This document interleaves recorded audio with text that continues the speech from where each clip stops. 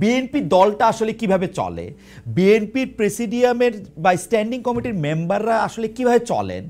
আপনি যদি কুফরি কালাম করতে চান, একটা জামাত ইসলামের বালিশের, যে কোনো কর্মীর বালিশের নিচে আপনি একটা তাবিজের মধ্যে নির্বাচন বার্তা লিখে দিয়ে দেন, 40 দিনের মধ্যে লোকটা মারা যাবে। আপনার কি মনে হয় না যে এই নির্বাচনটা পেছানোর কারণ বিএনপির এক ধরনের একগুয়েমি, সংস্কার শুনলে বিএনপির গায়ে জ্বর আসা, যেটা ভোট দিয়ে আপনারা সংসদে যাবেন, এটা আপনারা চান না?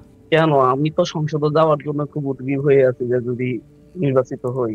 জি, আর কিন্তু very good, very good. Doctor সালাম, আমরা যদি ওই জায়গা থেকে আসি যে আপনি লো লেভেল চাঁদাবাজির কথা বলছিলেন, কিন্তু মানুক আর না মানুক, এনসিপি কিন্তু তাদের দল পরিচালনার অর্থনৈতিক স্বচ্ছতাটার জায়গা কিরকম হবে, পলিসি কিরকম হবে, সেরকম একটা ধারণা দিয়েছে। বিএনপি কিন্তু এই ধারণা এখন পর্যন্ত আমাদের দেয় নাই। বিএনপি দলটা আসলে কিভাবে চলে, বিএনপির প্রেসিডিয়ামের বা স্ট্যান্ডিং কমিটির মেম্বাররা আসলে কিভাবে চলেন, তাদের টাকা, বিএনপির নেতৃত্বের টাকা কোত্থেকে আসে, তারা কি আসলে ব্যবসা করেন, তারা কি দল থেকে চাঁদা নেন, দল থেকে টাকা নেন, কিছুই কিন্তু আমরা জানি না। জনাব তারেক রহমান থেকে শুরু করে মির্জা ফখরুল ইসলাম আলমগীর বা ছাত্রদলের সভাপতি রাকিব, এরা সবাই আমার খুব প্রিয়, কিন্তু তারা কিভাবে চলেন আমি তো জানি না, তাদের ব্যবসাটা কি। এবং তারা কিন্তু কখনো এই প্রতিশ্রুতি আমাদের দেন না যে তারা আমাদের জানাবেন যে এটা কিভাবে তারা চলে। there are two things. Number 1 হচ্ছে যে তার ব্যক্তিগত ইনকাম কত, এটা একটা কোশ্চেন। আর একটা কোশ্চেন দল কিভাবে চলে। রাইট।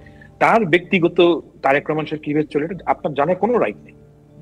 উনি যখন প্রধানমন্ত্রী হবে তখন আপনি যেতে পারেন, উনি যদি সংসদ সদস্য হয় তখন জানতে পারেন। এখন আপনার জানার কোনো রাইট নেই। কিন্তু আমি যখন ভোটার হিসেবে তাকে বিবেচনা করব না, ডক্টর সালাম আমাকে একটু বোঝার জন্য, মানে আমি যখন ভোটার হিসেবে ওনাকে বিবেচনা করব যে উনি আর্থিক লেনদেনের ক্ষেত্রে স্বচ্ছ কিনা, উনি কিভাবে টাকা রোজগার করেন, পৃথিবীর সব দেশেই কিন্তু যিনি পলিটিক্যাল পার্টিকে লিড করেন তার টাকা পয়সাটা তিনি কোথা থেকে পান, কোথা থেকে খরচ করেন, সেটা সামনে আসে। এইটাকে আমি তারেক সাহেবেরটা জানতে পারবো না। পছন্দ না আপনি ওনাকে ভোট দিবেন না। না না, আমি তো জানতেই পারছি না পছন্দ না করব কেমনে, পছন্দ না করতে হলেও তো আমার তথ্য দরকার। আপনি আপনার এটা তখনই পাবলিক ইনফরমেশন হবে যখন উনি ইলেকশনে দাঁড়াতে চান কিংবা উনি সরকারে গিয়েছেন। ওই সময় আপনি এত বড় পলিটিক্যাল পার্টি লিডার হিসেবে সেটা পাবলিক ইনফরমেশন না। না কেন? উনি তো এখন পর্যন্ত কোনো ক্ষমতায় যান নাই। ক্ষমতার সাথে কি এটা রিলেটেড ডক্টর সালাম?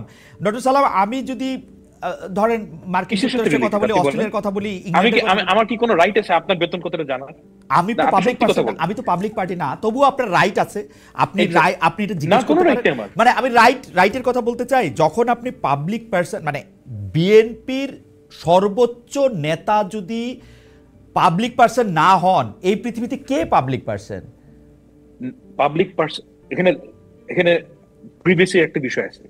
সেটা হচ্ছে কি আমার ইনকাম। হ্যাঁ অবশ্যই প্রিভিয়াসির একটা বিষয় আছে যে আমার ইনকাম কত। আপনি আমাকে বললেন, আপনি জিজ্ঞেস করলেন, বলবো না কেন? কারণ সেটা ফ্যান্টাস্টিক, এটা একটা প্রাইভেট বিষয়, রাইট? হ্যাঁ, তবে এটা আমার জানা ছিল না। তবে ডক্টর সালাম, এটা আমার জানা ছিল না। আমি যতদূর জানতাম যে আপনি পলিটিক্যাল পার্টির লিডার হইতে গেলে, আপনি একটা পাবলিক অফিস হোল্ড করেন আর না করেন, পলিটিক্যাল পার্টির লিডার হইতে গেলে আপনার আয় ব্যয় সম্পর্কে সকল কিছুই পাবলিকলি প্রকাশ করতে হয়, এটাই নর্মস। আমি জানি না যে মানে এর বাইরে আপনি যদি এই নর্মসটা ফলো না করেন সেটা আপনাকে ভোট দিন না। আচ্ছা, আপনি এই নর্মসটা ফলো না করেন, আপনি এই রিস্কটা নেবেন, তবু এটা আপনি মানে ওপেন করবেন না। না, আমি ব্যক্তির স্বাধীনতার ব্যাপারে খুবই ফাসি। আমি ব্যক্তির স্বাধীনতার ব্যাপারে খুবই সেনসিটিভ। আচ্ছা ঠিক আছে। তাহলে এই থিওরিতে তার মানে হচ্ছে যে বিএনপি যারা করতেছেন তারা আর্থিকভাবে কি, তার নিজের পেশা কি, নিজের ব্যবসা কি, সেইটা উনার যখন নির্বাচন কমিশনে উনি যখন ভোটে দাঁড়াবেন তখন তিনি একটা ফর্ম ফিল আপ করবেন, উনি লিখবেন, কিন্তু আমার এমনিতে জানার অধিকার নাই। ঠিক আছে, এটা আমি চেক করে দেখবো না যে এটা আমার জানার অধিকার আছে কিনা। দ্বিতীয় প্রসঙ্গে যদি আসি, বিএনপি দল হিসাবে কিভাবে পরিচালিত হয়। আমি এনসিপি 150টা গাড়ি নিয়ে গেলে আমি হইচই শুরু করি, বিএনপি যে 1500 গাড়ি নিয়ে বাইর হয়। আজকে তারেক সাহেব যদি বাংলাদেশে আসে 15,000 গাড়ির মিছিল হবে, কমপক্ষে 1.5 লাখ হইতে পারে। সেইটার জায়গাটা কোত্থেকে হবে, সেইটা কি আমরা একটা জবাব চাইতে পারবো? মানে ওইটা কোন জায়গায় হবে? অফকোর্স ব্যাপারটা হচ্ছে বাংলাদেশে এনসিপি যেভাবে চলছে, আওয়ামী লীগ সেভাবে চলতো, বিএনপি সেভাবে চলে। ওকে, এবং আপনি এটাকে যেই নামেই ডাকেন, এটা হচ্ছে কি চাঁদা, মানুষের চাঁদাই চলে, অ্যাজ সিম্পল অ্যাজ দ্যাট। এখন আমাদের যেটা দরকার সেটা হচ্ছে কি এখানে একটা স্বচ্ছতা আনা দরকার। স্বচ্ছতা আনা দরকার, রাইট রাইট। সেই জায়গাটায় আমাদের যে সমস্যাটা হয়েছে আমাদের এই 5ই আগস্টের পরে, আমাদের যে এন্টায়ার এনভায়রনমেন্ট সোশ্যাল মিডিয়ায় বলেন এমন টক্সিক হয়ে গেছে যে প্রত্যেকের গলার মধ্যে ছুরি চাপ মারতে চায়। এই জায়গায় যদি আমরা সিভিলাইজড ওয়েতে বলার চেষ্টা করতাম যে ওকে লেটস রেগুলেট আওয়ারসেলভস, আমরা কিভাবে কাজটা করবো সেটা ঠিক করি, ওই পরিবেশটাই এখন আর নাই। একে দেখতে পারে না এবং আমরা যথারীতি বাঙালির যে আচরণ সেই আচরণে চলে আসছি। অ্যাবসলিউটলি। এখন এমন অবস্থা তৈরি হয়েছে যে আমরা ছোটবেলায় ওই ড্রাকুলার ছবিতে দেখতাম যে নায়ক একটা ওই ক্রস দেখাতো এমনি করে, এবং ওই ক্রস দেখালে ড্রাকুলা করে মারা যেত। তারপর পরে গিয়ে দেখলাম যে ওই টার্কিশ ছবিতে আয়তাল কুরসি বললেই হয়। জামাত এবং এনসিপি নেতাদেরকে আপনি যদি একটা প্ল্যাকার্ড লিখে নির্বাচন শব্দটা লিখে দেন, সর্বনাশ হয়ে যাবে। আপনি যদি কুফরি কালাম করতে চান, একটা জামাত ইসলামের বালিশের যে কোনো কর্মীর বালিশের নিচে আপনি একটা তাবিজের মধ্যে নির্বাচন বার্তা লিখে দিয়ে দেন, 40 দিনের মধ্যে লোকটা মারা যাবে। পিকিউলিয়ার অবস্থা। আপনি দেখেন যে আনবিলিভেবল, নির্বাচন ওয়ার্ডটা এমন টক্সিক ওয়ার্ড, মানে ক্রিপ্টোনাইটের মতো। নির্বাচন শব্দটা শুনলে সবাই রেগে যাচ্ছে। You have to face it, you have to do it. না ফাহাম, দুইটা জিনিস আমরা আসলে যদি একটু খেয়াল করি তাহলে আমরা দেখব যে নির্বাচন নিয়ে বিএনপি ছাড়া বাকি সবারই একটু রেগে যাওয়ার কথা। কারণ এখন যে অঙ্ক করা স্বাভাবিক, যে রাজনৈতিক অঙ্ক, রাজনীতিক যারা পরীক্ষা দিতে মাত্র বসছে তারাও, আর আমরা যারা অনেকদিন ধরে অবজারভার পরীক্ষাও জীবনে দেই নাই, তারাও কিন্তু আমরা এটা বুঝতে পারছি যে বিএনপি ক্ষমতায় আসবে। আমাদের প্রশ্ন ছিল যে আমরা কি একসেট স্বৈরাচারী সরকার চলে যেতেছে, কিন্তু আরেকটা দল আসবে, সেই দলটা একই পথে হাইটা একই রকমভাবে হয়ে উঠবে কিনা, মানে বিএনপি হয় নাই এখনো, হইয়া ওঠার সম্ভাবনাটাকে রোধ করতে পারবো কিনা, ওইটা ছিল হচ্ছে আলোচনা।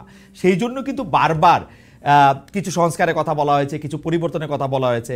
বিএনপি যদি এখন যে বিষয়ে রাজি হয়েছে, প্রধানমন্ত্রীর 2 টার্মের কথা আমি যদি বলি, আরও একটা দেখলাম যে নির্বাচন কমিশন গঠনে প্রধানমন্ত্রীর একক এখতিয়ারের কথা যদি বলি, সেগুলি যদি 2025-এর ডিসেম্বরের আগে রাজি হইতো তাহলে বোধহয় নির্বাচনটা আরেকটু আগেও হইতে পারত। আপনার কি মনে হয় না যে এই নির্বাচনটা পেছানোর কারণ বিএনপির এক ধরনের একগুয়েমি, সংস্কার শুনলে বিএনপির গায়ে জ্বর আসা, এরকম কিছু? না, আমি বিএনপি তো ম্যাক্সিমাম সংস্কার মেনে নিয়েছে। না, মানছে অনেক পরে। ডক্টর সালাম, আপনি খেয়াল করেন এটা হলো গত 1-2 সপ্তাহের ডেভেলপমেন্ট। না, আমি আপনাকে বলি যে বিএনপি ফান্ডামেন্টাল কিছু সংস্কার মানে নাই। ফান্ডামেন্টাল সংস্কারের মধ্যে একটা হচ্ছে এনসিপি, যেটা সাংবিধানিক কাউন্সিল, সেটা ঠিক আছে, সেটা আমি বুঝছি। হ্যাঁ, এই ধরনের কয়েকটা ফান্ডামেন্টাল সংস্কার তারা দুইবারে বেশি প্রধানমন্ত্রী হইতে পারবে না, সেটা তো বিএনপি প্রথমে মানতেছিল না, মেনে নিয়েছিল না, এটা এখন মানছে। এটা যদি গত বছর মানতো তাহলে ইলেকশন আরো আগে হইতো। এইটা একটা হাইপোথিসিসের কথা বললাম।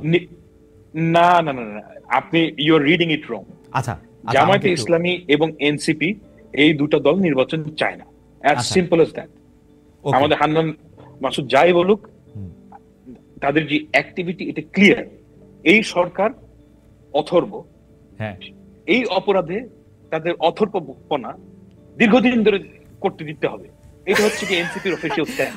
আমার মনে হয় যে আপনাকে তো এই জি, আপনি শেষ করেন, একদম শেষ করেন। আমি হান্নান মাসুদকে আর প্রশ্ন করতে চাই না, আপনার মন্তব্য যদি মনে করেন, জি, আপনি যদি মনে করেন যে এই সরকার অথর্ব, আমি এই ওয়ার্ডটা ইউজ করতে চাই না, কিন্তু এই ওয়ার্ডটা, এটা সত্যি কথা, এই সরকার খুবই দুর্বল এবং আমরা চাই যে এখান থেকে আমরা উত্তরণ করতে। আপনি তো এই দুর্বল সরকারকে রেখে দিলে ওই দুর্বলতা থেকে আপনি মানে বের হতে পারবেন না। ওকে, মানে দুর্বলতার রিজনটাই হচ্ছে কি এই যে তারা অনির্বাচিত। আমি একটু হান্নান মাসুদের কাছে যেতে চাই। জনাব হান্নান মাসুদ, 2টি বিষয় ডক্টর সালাম একদম স্পষ্ট করে বলেছেন যে এই সরকার আসলে দুর্বল, এবং দ্বিতীয় হচ্ছে যে এনসিপি এবং জামায়াতে ইসলামী আসলে নির্বাচন চায় না। সেজন্য যত রাজনৈতিক কার্যক্রমই আপনারা করেন না, এইটার শেষ জায়গাটা হচ্ছে আপনারা নির্বাচন চান না। প্লিজ, আমি একটু আগে আপনাকে বলে নিই, আমার জায়গাটাকে একটু আমি বলে নিই। আপনারা প্লিজ এটা বললেন না যে আমরা নির্বাচন চাই, আগে হানা ভোট দেন, আগে স্থানীয় সরকার নির্বাচন দেন, এটা বললেন না। মানে সরকার বদলের নির্বাচন আপনারা চান না, এইটার ব্যাপারে যদি আপনি মতামত দেন যে আসলে জাতীয় নির্বাচন, যেটা ভোট দিয়ে আপনারা সংসদে যাবেন, এটা আপনারা চান না কেন? আমি তো সংসদে যাওয়ার জন্য খুব উদ্গ্রীব হয়ে আছি যে যদি নির্বাচিত হই। জি, কিন্তু ভেরি গুড। কথা হচ্ছে যে আমাকে তো সেই পরিবেশটা দিতে হবে না। আমি রুলস রেজুলেশন আমার পার্টি আমি জানি না নির্বাচন চাই না এটা কখনো বলছে কিনা। আমরা তো কয়েকটা পূর্ব শর্ত আছে, আমরা যদি আগের নিয়মেই চলি তাহলে আমার অভ্যুত্থানটা দরকার ছিল না। আমরা বলছি নিয়মের কিছু পরিবর্তন করেন, আমরা নিয়মের পরিবর্তন করতে বলছি, যত দ্রুত নিয়মের পরিবর্তনে আপনারা একমত হবেন তত দ্রুত নির্বাচনটা হবে, আমরা সেই কথা বলি। আমরা যখন হচ্ছে আপনি ধরেন হচ্ছে বিএনপি 31 দফার মধ্যে পরপর 2বার প্রধানমন্ত্রী হবে, আমি এটা কয়েকবার করছিলাম, পরপর 2বার। আমি খুবই নিজেও বিএনপির প্রত্যেকটা প্রোগ্রামে যেতাম, পরপর 2বারের বেশি প্রধানমন্ত্রী হবে এটা ছিল না। সকল রাজনৈতিক দলের সাথে বসার পরে বিএনপি যখন 31 দফা তৈরি করলো 2022 সাল কি 23 সালে, তখন ছিল হচ্ছে 2বারের বেশি প্রধানমন্ত্রী কেউ প্রধানমন্ত্রী হবে না, এই বিষয়টাই ছিল। কিন্তু যখন হচ্ছে আপনার ঐক্যমত কমিশনের আলোচনায় গেল, বিএনপি সেখানে পল্টে নিল, বিএনপি বললো না হচ্ছে পরপর 2বার। এইটা নিয়ে মোট 4টা মিটিং হলো, তারপরে গিয়ে বিএনপি একমত হলো, 4 দিন নষ্ট করা হলো, 4টা মিটিং এর জন্য 2 সপ্তাহ নষ্ট হলো। আপনার এরপরে হচ্ছে এনসিসি হবে না। না কিন্তু আমি সংস্কারের প্রসঙ্গে একটু আসি, আপনি এইটাও একটু বললেন, আপনারা একটা দাবি করলেন, অদ্ভুত দাবি, যে বিচার করে যেতে হবে কারণ বিএনপি আসলে বিচার করবে না। বিএনপি হচ্ছে আওয়ামী লীগ দিয়ে সবচেয়ে বেশি সাফার দল, তারা বিচার করবে না এবং এই বিচার এই সরকার না করলে আর কেউ করবে না, এরকম একটা দাবি করে আপনারা নির্বাচনে যেতে চাইলেন। জি খালেদ ভাই, বিএনপি সবচাইতে সাফার দল, এটা আমি আপনি সবাই স্বীকার করি, বাট তৃণমূল থেকে শুরু করে সব জায়গায় আওয়ামী লীগের লোকজনকে টানার জন্য এবং হচ্ছে আওয়ামী লীগের বর্তমানে যারা হচ্ছে চেয়ারম্যানশিপ আছে তাদেরকে এলাকায় এলাকায় শেল্টার দিয়ে ইউনিয়ন পরিষদের সকল সুবিধা কারা নিচ্ছে? এনসিপিও কিছু কিছু নিচ্ছে, এনসিপির কাছে যারা আসতেছে তারা এনসিপিও নিচ্ছে। আপনার আমি তালিকা দিব না এনসিপি কোন কোন আওয়ামী লীগের নেতা কর্মীদের সুবিধা দিচ্ছে, আপনি চাইলে আমি আপনাকে দিব না। হতে পারে এনসিপি তো আওয়ামী লীগ দ্বারা সবচাইতে দল না, আমি যেটা আপনাকে বলতেছি, বিএনপি কিন্তু আওয়ামী লীগ দ্বারা সবচাইতে নির্যাতিত দল, কিন্তু আওয়ামী লীগ নিষিদ্ধের ব্যাপারে বিএনপির আগ্রহ ছিল না, বিএনপি চাই না। এখনো বলতেছে না তো, দল নিষিদ্ধের ব্যাপারে তো আরেকটা দলের আগ্রহ থাকতে পারে না। আপনাদের দলের যাকে মাস্টারমাইন্ড হিসেবে পরিচয় করে দেওয়া হয়েছিল সেই মাহফুজ সাহেবও কিন্তু প্রথম দিকে বলছিলেন আওয়ামী লীগ যেভাবে জামাতকে ডিল করছে সেভাবে আওয়ামী লীগকে ডিল করা আমাদের উচিত না। ডক্টর মোহাম্মদ ইউনূস অন্তত 3টা বড় বড় সাক্ষাৎকারে বলেছিলেন আওয়ামী লীগ তিনি নিষিদ্ধ করতে চান না। খালেদ ভাই, আমরা এখনো বলছি যে হচ্ছে আওয়ামী লীগকে জামাতকে যেভাবে ডিল করা হয়েছে, আওয়ামী লীগকে যদি একইভাবে ডিল করা হয় দেশের সহনশীলতা রাজনীতি থাকবে না।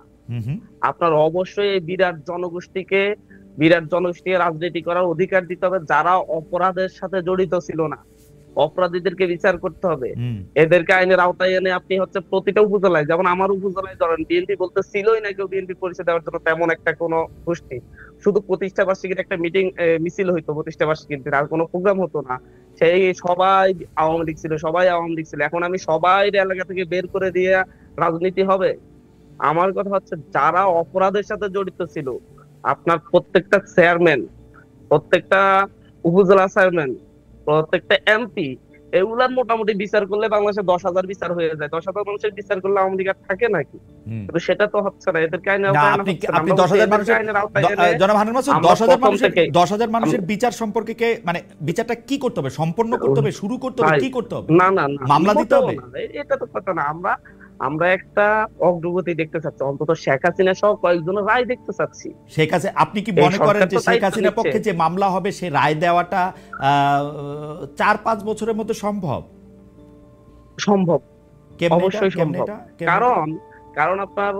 কারণ শেখ হাসিনার বিচারের জন্য যেই প্রমাণগুলা দরকার তার মধ্যে অনেকগুলা প্রমাণ আপনি অনেক বড় রাজনৈতিক নেতা, কিন্তু আমি আপনাকে আসলে বাংলাদেশের ফৌজদারি কার্যবিধি আর দণ্ডবিধিটা যে অবস্থায় আছে সেই অবস্থায় আপনি ভাই এই জন্য তো দ্রুত ট্রাইব্যুনাল করা হয়েছে, দ্রুত বিচার ট্রাইব্যুনাল করে রে ভাই, দ্রুত বিচার ট্রাইব্যুনাল কইরাই, দ্রুত বিচার ট্রাইব্যুনাল করলো আপনাকে তার মধ্যে সাক্ষী নিতে হবে, সাক্ষ্য প্রমাণ নিতে হবে এবং সেই দ্রুত বিচার ট্রাইব্যুনালের উপরেও একটা এপিলেট কোর্ট আছে, সেই এপিলেট কোর্টে গিয়ে আপনার আমি বিচার নিম্ন আমরা বলছি বিচারের, আমরা বলি যে হচ্ছে বিচার অগ্রগতি দেখতে চাচ্ছি, রায় দেখতে চাচ্ছি, নিম্ন আদালত থেকে রায় আসার পরে আপিল বিভাগে যাবে, হাইকোর্টে যাবে, রায় দেখতে চাচ্ছেন। রায়ের জন্য তো আচ্ছা আমার মনে হয় যে আপনাদের দলেও অনেক আইন কানুনের লোক আছেন, তাদের সাথে একটু কথা বলেন আপনি।